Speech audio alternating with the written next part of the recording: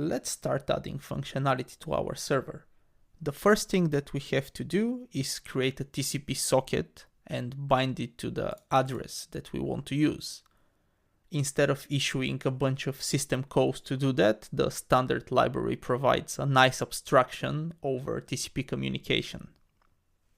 If we look at the standard library documentation at doc.rustlang.org/std, we can see all the modules that it provides. And down here, we see that there is a net module, which gives us network primitives for TCP and UDP communication. Sounds like exactly the thing that we need. In here, we see that it provides a bunch of types. The most interesting ones for us are on the top line. It provides a TCP listener and a TCP stream.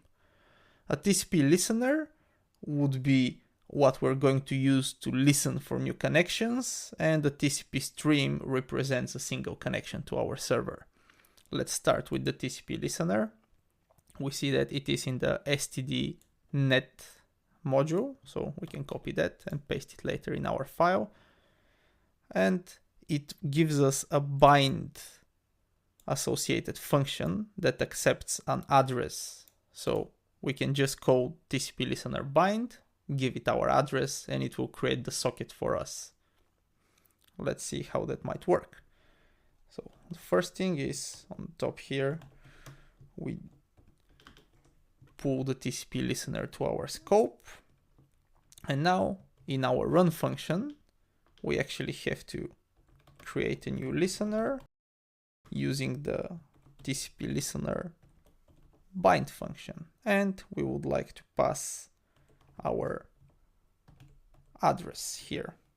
But it's important to remember that we want to pass a reference to the address, not move the address to this function, because otherwise we will not be able to use it after this line.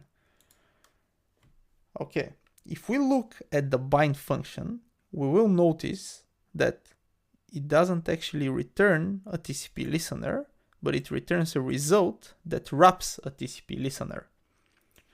The result type is at the core of the error handling in Rust. It is one of the most important types in the language, and we will discuss it in the next video.